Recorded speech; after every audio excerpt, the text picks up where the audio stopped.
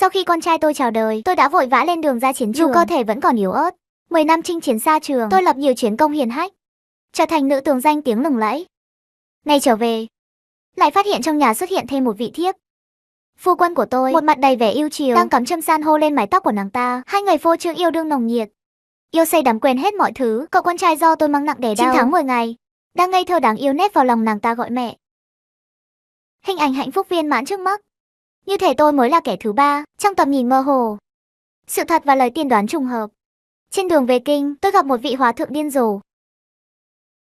Ông ta nói tôi sẽ bị kẻ xấu hãm hại, bị phu quân và con trai phản bội, bị bọn họ dùng thuốc độc mãn tính để giết chết. Lúc đó tôi chỉ cho là lời đùa, nhưng những gì xảy ra hôm nay lại rõ ràng như in. Lúc này, tiếng bước chân vang lên từ bên ngoài. Tôi cẩn thận ẩn náu.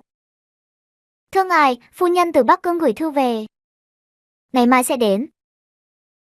Trong người đưa tin 10 lượng bạc, báo rằng ta sẽ đến nhanh đón tướng quân. 10 lượng bạc, tin tức của tôi chỉ đáng giá 10 lượng bạc. Còn chiếc châm cài tóc của đó lại đáng giá ngàn vàng. Sau một chút trục trặc ngắn ngủi, trong phòng lại vang lên tiếng cười nói vui vẻ. Tôi lén lút leo tường rời đi. Theo sắc lệnh, quân đội phương Bắc đóng quân ở ngoại thành, ngày mai vào thành. Ban đầu tôi muốn bí mật về nhà, tặng cho chàng và con trai một bất ngờ, nhưng không ngờ lại gặp phải sự hoảng sợ như trời sập. Tướng quân nhà họ Điệp gửi người đến nói, cậu chủ nhỏ nghe tin tướng quân về thành, năng nặc muốn đến gặp tướng quân khóc lóc không ngừng. Hiện tại đang ngủ mê man, có lẽ ngày mai không thể theo quan đến tiếp kiến. Điệp đại nhân bảo người nhà họ Điệp chăm sóc cậu bé, nói rằng cho dù trời có rơi dao găm cũng phải tự mình đón tướng quân về nhà. Cậu chủ nhỏ và tướng quân thực sự là mẹ con lòng gắn bó. Tôi lại có thể đoán được rằng con trai không muốn đến, bảo Điệp Liên Tú tìm lý do cho nó. Hình ảnh hai người thân mật trong nhà họ vẫn Điệp còn in trong đầu tôi. Điệp Liên Tú, một bên ôm gia đình, một bên tìm cách đối phó với tôi. Thực sự là vất vả cho hắn. Theo tin tức từ tướng quân, báo rằng Điệp đại nhân không cần vội vã gặp tôi, chăm sóc cậu bé là quan trọng nhất.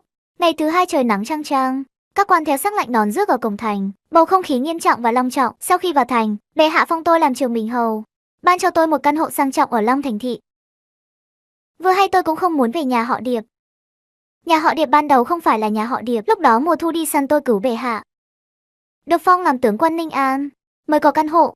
Tôi quan tâm đến lòng tự trọng của Điệp Liên Tú, nên để người treo bảng hiệu nhà họ Điệp. Tôi ngồi trong khu vườn sang trọng của Trường Minh hầu phủ, nghĩ đến lời cảnh báo của vị hòa thượng điên rồ, tiên đoán rằng cuối cùng tôi sẽ bị phu quân và con trai dùng thuốc độc mãn tính giết chết. Tướng quân, có muốn tự mình đến nhà họ Điệp đón Điệp đại nhân và cậu bé không? Thôi đi, ai cũng nghĩ rằng tôi và Điệp Liên Tú tình cảm sâu nặng, tình yêu mặn nồng, tôi xưa cũng nghĩ vậy. Điệp Liên Tú liên tiếp gửi người đến để thúc giục. Tướng quân an tọa.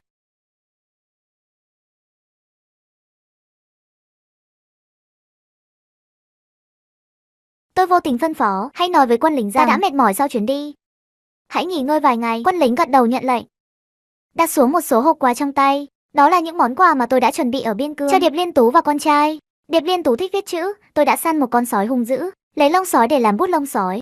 Con trai cũng đã đến tuổi tập học, tôi đã tìm kiếm khắp nơi cho nó những người thầy giỏi. Đến lúc mua kiếm, bây giờ những món đó lại không còn ý nghĩa.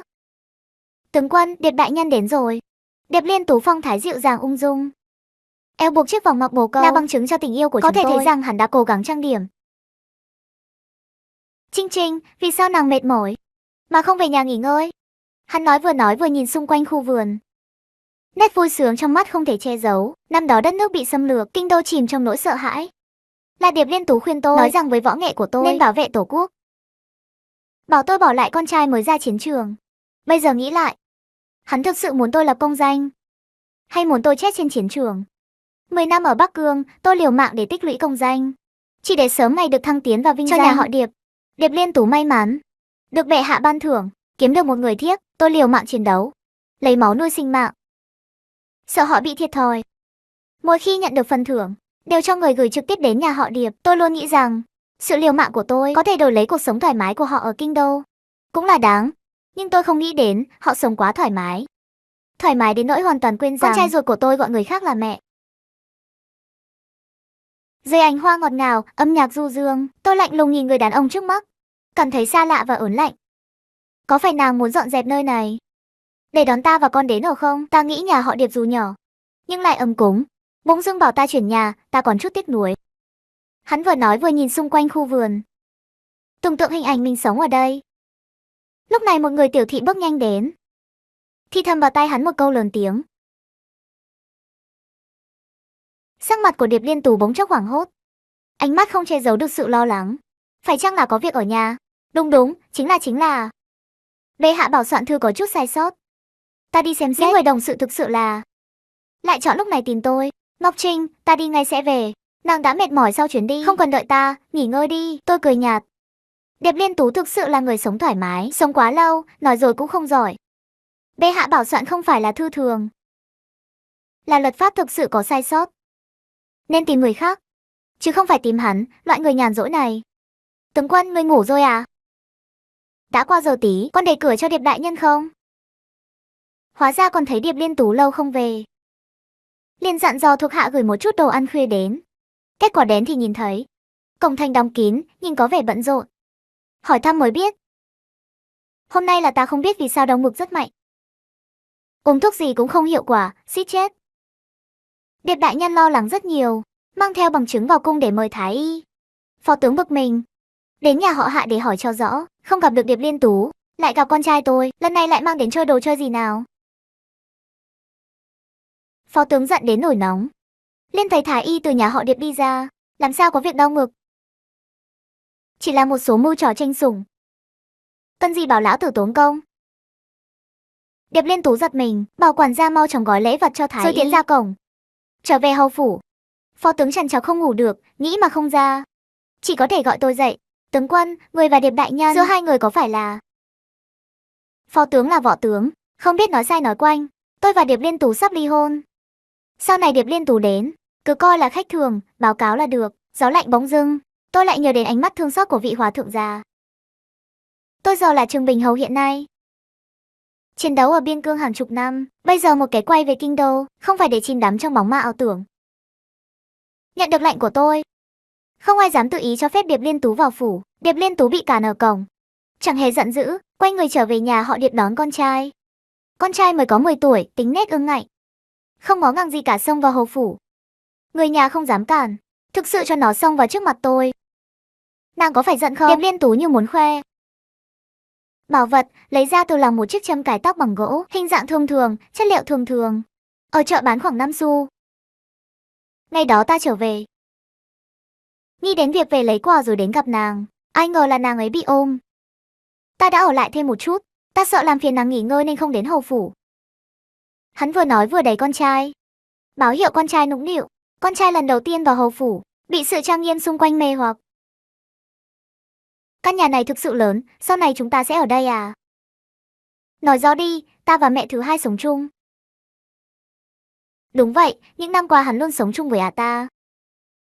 Tháng thứ hai sau khi tôi ra Bắc Cương, Điệp Liên Tú đã đón em gái của hắn từ quê lên. Còn Phong làm thiếp, có lẽ trong lòng con trai, ta còn thân thiết hơn cả mẹ ruột của nó. Ha ha, tôi cười nhạo bản thân, tôi lại vì một lời nói dối mà liều mạng. Hàng chục năm. Ngươi không ở đây. Tôi nhìn vào mắt nó, cảm thấy xa lạ. Điệp Liên Tú viết thư nói rằng giống tôi, nhưng con trai mắt mũi yêu kiều, khuôn mặt lạnh lùng, hoàn toàn không có sự gan dạ của tôi. Ngươi là mẹ của ta, đồ của ngươi chính là của ta. Ngươi có căn nhà lớn như vậy, ta muốn ở, ngươi không cho ta ở. Ta sẽ không đi. Nó ngồi phịch xuống, ngồi xuống đất khóc lóc. Tôi lạnh lùng không nói gì. Điệp Liên Tú hoảng hốt. Dám nói với mẹ như vậy. Con còn nhỏ. Nàng đừng để ý, nàng có nhớ không? Ngày cưới, ta nói rằng sẽ tự tay làm cho nàng một chiếc châm. Ta tay vụng mất 3 tháng, mới mài giũa ra được một chiếc châm gỗ như vậy. Nàng đừng khinh thường, không khinh thường. Vì tôi sẽ không nhận. Điệp Liên Tú nhẹ nhõm, bước tới muốn cắm châm cho tôi nghiêng đầu. Chiếc châm rơi xuống đất. Ngươi làm gì vậy? Ngươi có biết không? Chiếc châm này là mẹ thứ hai mua cho ngươi. Ngươi không thích thì thôi.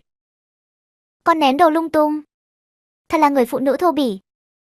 Làm sao so sánh với mẹ thứ hai của ta? Nó vội vã bênh vực chỏa ta, nhưng không hay đã phơi bày Điệp Liên Tú. Điệp Liên Tú hoảng sợ, chán bỗng chốc toát mồ hôi lạnh. Hắn như muốn che giấu lỗi lầm, xông tới muốn ôm tôi. Trước đây dù hắn có làm sai điều gì, chỉ cần ôm tôi luôn bị hắn khiến cười vui lên. Nhưng lần này tôi nhận tâm đẩy hắn ra. Chúng ta ly hôn đi. Do tác giả chia tay bạn gái chán đời nên chỉ làm kết như vậy. Mọi người nếu thích thì có thể cùng tạo cái kết trong phần bình luận cho video nhé.